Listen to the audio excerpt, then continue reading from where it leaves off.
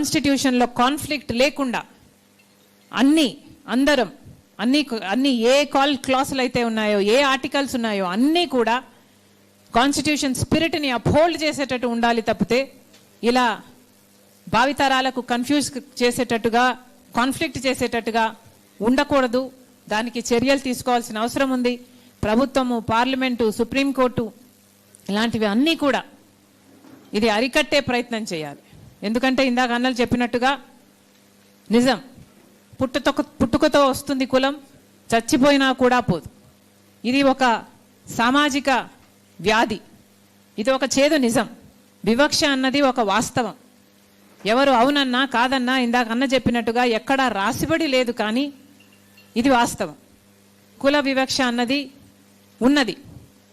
ఇది ఎంత అన్యాయం అంటే, ఈరోజు ఒక దళితుడు క్రిస్టియన్గా మారితే ఆయన ఆర్థిక స్థితి మారటం లేదు.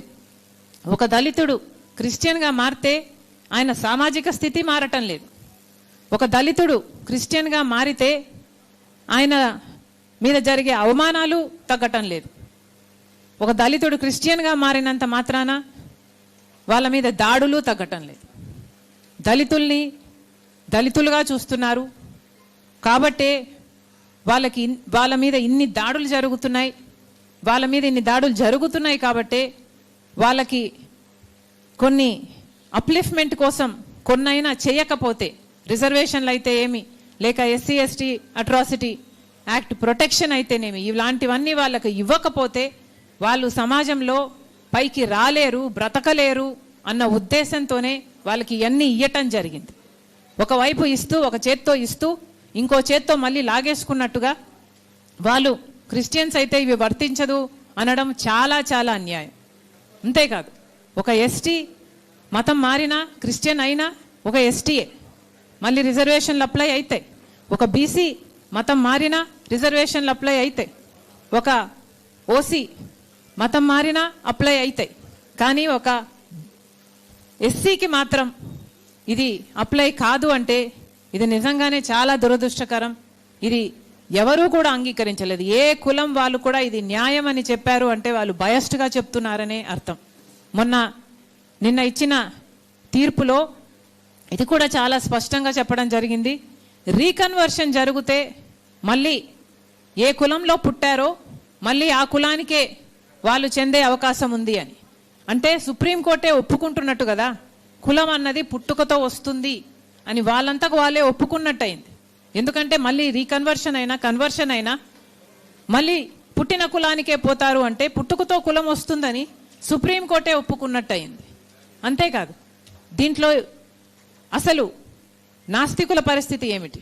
పారాగ్రాఫ్ 3లో క్రిస్టియన్స్, సిక్కులు, బుద్ధిస్టులు వీళ్ళ ముగ్గురినే చేర్చారు అంటే, వీళ్ళు మాత్రమే ఎస్సీలుగా పరిగణించాలి అంటే మరి నాస్తికుల పరిస్థితి ఏమిటి?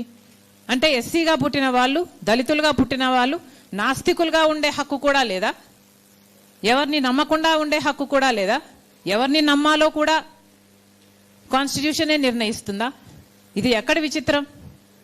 నిజంగానే ఇది ఖండించతగినదే. నిజంగానే ఎవరూ కూడా దీనికి ఒప్పుకోరు. ముఖ్యంగా మన రాష్ట్ర విషయానికి వస్తే చాలామంది మాలా మాదిగా కులాలకు, సబ్ కాస్ట్లకు చెందిన వాళ్ళు, దళిత కులాలకు చెందిన వాళ్ళు చాలామంది క్రైస్తవ మతంలో ఉన్నవాళ్ళే. ఈ సంఖ్య మన రాష్ట్రంలో 80 లక్షలకు పై మాటే తప్పితే తక్కువ లేదు. అంటే ఇప్పుడు ఈ చట్టం వర్తింపచేస్తే మన రాష్ట్రంలో ఇంతమందికి, అంటే దాదాపు 1 కోటి మందికి ఇది అప్లై అవుతుంది. మరి ఇది ఎంత అన్యాయం అంటే, మన జనాభాలో దాదాపు 20%కి అన్యాయం జరుగుతుంది అంటే మన రాష్ట్రంలో మనం ఇంతమంది ఉండికి కూడా వాళ్ళకు అన్యాయం జరుగుతుంటే అది ఆపలేకపోతే ఇక ఇంతమంది ఉండి ఏం లాభం? కాబట్టే అందరం కూడా అర్థం చేసుకోవాలి, నాయకులు ముఖ్యంగా అర్థం చేసుకోవాలి. దళితులకి ఈ రిజర్వేషన్లు ఇవ్వకపోతే వాళ్ళు బ్రతకలేని పరిస్థితి. దళితులకి ఉద్యోగాలలో అయినా, లేక విద్యలోనైనా, లేక రాజకీయ ఆపర్చునిటీస్లోనైనా, వీళ్లకు ఈ రిజర్వేషన్లు అన్నవి వర్తింప చేయకపోతే వాళ్ళ ఐడెంటిటీ, వాళ్ళ సస్టెనెన్స్కే ఇది ముప్పు. అంతేకాదు, ఇంకా ముఖ్యం ఏమిటంటే వాళ్ళ లైఫ్కు కూడా ఒక అష్యూరెన్స్ ఉండాలి. అంటే ఎస్సీ ఎస్టీ అట్రాసిటీ యాక్టు వాళ్ళకు వర్తింప చేస్తేనే వాళ్ళ లైఫ్కు కూడా ఒక సెక్యూరిటీ ఉంటుంది. లేకపోతే అసలు ప్రాణాలు గుప్పెట్లో పెట్టుకొని ఎప్పుడు ఎవరు దాడి చేస్తారో తెలియక ఇక వాళ్ళకు కనీసం లైఫ్ సెక్యూరిటీ కూడా ఒక దేశంలో ఉంటూ అది కల్పించలేకపోతే ఇక ఆ దేశంలో బ్రతకడం ఎందుకు? ఇక ఆ దేశం వాళ్ళకు ఏమిచ్చినట్టు? ఇవన్నీ కూడా పాలకులు ఆలోచన చేసుకోవాలి. ముఖ్యంగా టీడీపీ అయినా వైసీపీ అయినా మన రాష్ట్రంలో ఇంత పెద్ద పెద్ద పార్టీలు ఉన్నాయి, కానీ వీళ్ళెవ్వరూ ఇప్పుడు మాట్లాడటం లేదు. చంద్రబాబు గారు మాట్లాడటం లేదు, జగన్మోహన్ రెడ్డి గారు మాట్లాడటం లేదు. ఇక కేంద్రంలో ఉన్న బీజేపీ అయితే మొత్తానికే మాట్లాడరు. ఎందుకంటే వాళ్ళ అజెండానే దళితులు ఉండకూడదు, క్రిస్టియన్లు ఉండకూడదు, ముస్లింలు ఉండకూడదు. ఈ దేశంలో ఈ 3 వర్గాల వాళ్ళు ఉండకూడదు. వీళ్ళ మీద చేస్తే దాడులు చేయాలి, వాళ్ళను చంపేయాలి. ఒకవేళ వాళ్ళు మిగిలినా కూడా సెకండ్ గ్రేడ్ సిటిజన్స్గా మిగలాలి, ఇన్ఫీరియర్ సిటిజన్స్గా మిగలాలి. బీజేపీ అధికారంలోకి వచ్చినప్పటి నుంచి ఇదే బీజేపీ వైఖరి. మతం కులం పేరుతో చిచ్చు పెట్టాలి, ఆ మంటలో వీళ్ళు చలిగాచుకోవాలి. ఏ ఎలక్షన్ వచ్చినా సరే పోలరైజ్ చేయాలి. హిందువులు మెజారిటీలు అంతా ఒకవైపు పెట్టాలి, మైనారిటీలను ఇంకోవైపు పెట్టాలి, ఆ ఎలక్షన్ గెలవాలి. ఇదే వీళ్ళ అజెండా. బీజేపీ ఇప్పటికే కాదు, ఎప్పటి నుంచో కూడా దళితులకు వ్యతిరేకం, క్రిస్టియన్లకు వ్యతిరేకం, ముస్లింలకు వ్యతిరేకం. దీనికి రుజువు ఏమిటి అంటే గోధ్రా, మణిపూర్. ముస్లింల ఊచకోత అయినా సరే మణిపూర్లో నగ్నంగా క్రిస్టియన్లు పరేడ్ చేయడం అయితేనేమి, లేక సజీవ దహనం చేయడం అయితేనేమి, వాళ్ళ ఇల్లులు చర్చిలు తగలబెట్టడం అయితేనేమి, ఇవన్నీ కూడా రుజువులే. కానీ బీజేపీ వైఖరే ఇది. మతం పేరుతో కులం పేరుతో జనాలను విడదీయాలి, రాజకీయ లబ్ధి పొందాలి. కాబట్టి బీజేపీ ఇంత క్రూరంగా వ్యవహరిస్తున్నప్పుడు, దాంట్లో భాగంగానే మొన్న వచ్చిన జడ్జిమెంట్ కూడా ఇంత క్రూరంగా బీజేపీ వ్యవహరిస్తున్నప్పుడు మన రాష్ట్రంలో ఉన్న పెద్ద నాయకులు ఎందుకు మాట్లాడటం లేదు? చంద్రబాబు గారు ఎన్నికలప్పుడు చెప్పారు, చంద్రబాబు గారు దళిత క్రిస్టియన్లకు ఎస్సీ స్టేటస్ ఇవ్వాల్సిందే, మేము దీనికి కట్టుబడి ఉన్నాం, మేనిఫెస్టోలో కూడా చేర్చినట్టున్నారు ఇఫ్ ఐఎమ్ నాట్ మిస్టేకెన్. మరి అలాంటప్పుడు ఇప్పుడు చంద్రబాబు గారు ఎందుకు మాట్లాడటం లేదు?